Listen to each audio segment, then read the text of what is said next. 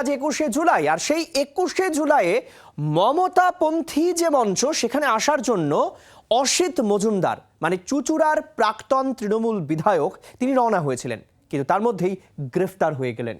আর তারপর বিকেলে শর্ত সাপেক্ষে জামিনও পেয়ে গেলেন।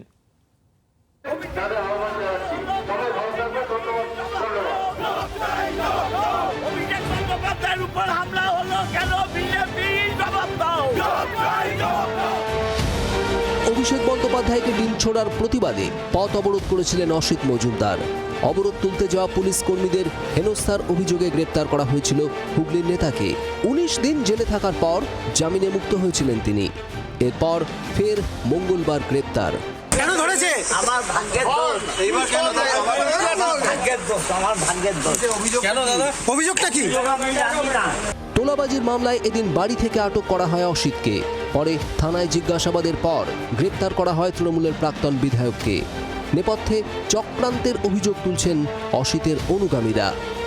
রাজনৈতিক প্রণোদিত উদ্দেশ্য আছে, ওনাকে বিজেপি ভয় পাচ্ছে। এই হুগলি জেলায় যেভাবে ওনার নেতৃত্বে ভোট পরবর্তী কর্মীরা যেভাবে উৎসাহ উদ্দীপনার সাথে মাঠে নেমেছে, রাস্তায় নেমেছে বিজেপির বিরুদ্ধে, তাতে বিজেপির ভয় পাওয়া স্বাভাবিক। তো আজকে 21শে জুলাই যাওয়ার জন্য আমরা ওনার নেতৃত্বে হাজার হাজার কর্মীরা নিজের প্রচেষ্টাতে রাস্তায় নেমেছে, সেটা দেখে বিজেপি ভয় পেয়েছে। তাই সকাল 7:30টার সময় 2 গাড়ি পুলিশ নিয়ে ওনার বাড়িতে গিয়ে ওনাকে আটক করে নিয়ে এসছে। কর্মফল পাচ্ছেন পাল্টা সরব স্থানীয় বিজেপি নেতৃত্ব।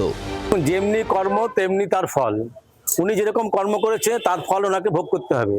আর এত কিছু ঘটনা, এগুলো তো আমরা জানতেই পারতাম না। যদি পুলিশ আজকে অ্যাক্টিভ না হয়ে এই কাজগুলো করতো, তাহলে তো আমরা জানতেই পারতাম না যে এত ঘোটালা আছে, এত দুর্নীতি আছে, এত স্বজন পোষণ আছে, এত মিথ্যাচার আছে, এত তিনি দুর্নীতির কাজ করেছেন।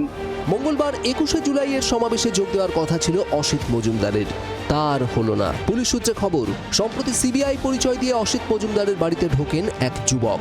সেই সংক্রান্ত মামলায় অভিযুক্তকে শনাক্ত করার জন্য থানায় নিয়ে যাওয়া হয় প্রাক্তন বিধায়ককে।